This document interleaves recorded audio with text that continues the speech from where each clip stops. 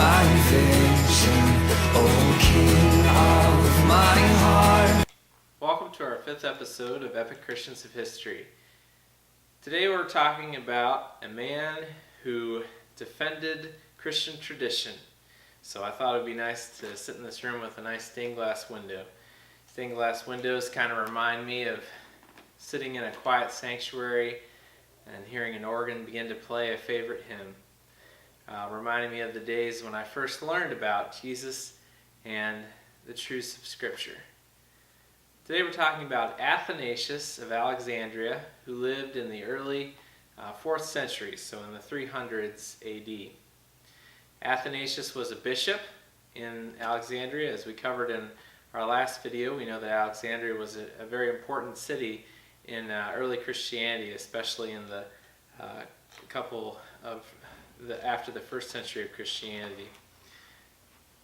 Athanasius is well known for the phrase Athanasius contra mundum, meaning Athanasius against the world, because during his tenure as bishop, Athanasius was exiled 5 different times by 3 different emperors. The reason for his exile was a constant debate that was going on in the church between 2 schools of thought, essentially. The Arian school of thought, which believed that Jesus was not always in existence, but was created. He was a created being just like any other human being, who became like God, became kind of a form of God.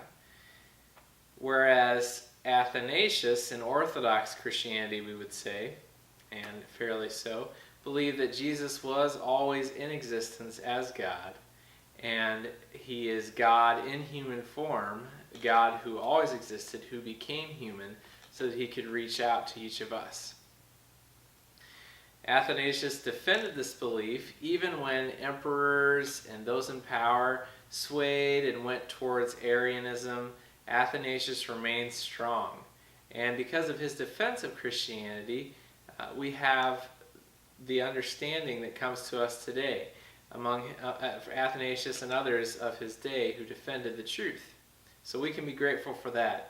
We can read Athanasius' book on the Incarnation still today, and we can see in that book Athanasius say things like, Jesus became what we are so that we could become what he is.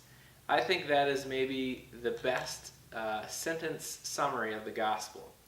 One of my friends on Facebook asked last week for a 10 words or less summary of the gospel message, and I based my reply on Athanasius' summary of who Jesus is.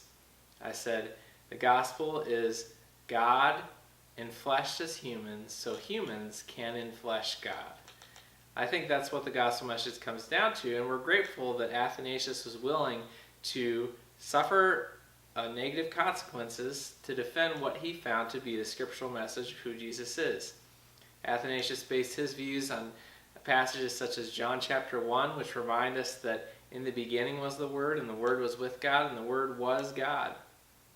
Athanasius reminds us of the importance of trusting the Apostles' message, which is given to us in the Apostles' Creed, and in letters such as 1 John, which says that the light descended into the world and that we touched him with our own hands. We saw the evidence of God being present in the person of Jesus, and that anyone who denies that is outside of God's design, is not believing the truth. The 1 John tells us that we have to believe that Jesus Christ is the Son of God who came in the flesh. And anyone who denies that, 1 John says, is the Antichrist. That's the message of the Antichrist. So Athanasius believed that, he defended that, and because of his willingness to sacrifice on behalf of the truth, we know the truth today. And that truth remains strong with us. So as we think about Athanasius, who is sometimes called the Black Dwarf because he had very dark complexion, was very short, if you think of his willingness to stand out and speak the truth no matter the consequences, what would you say is the key component of being a Christian? What beliefs do we have to hold to really be a Christian? If you had to define the gospel message in a simple sentence, how would you define it? And what are you willing to sacrifice in order to hold to the truth of Scripture?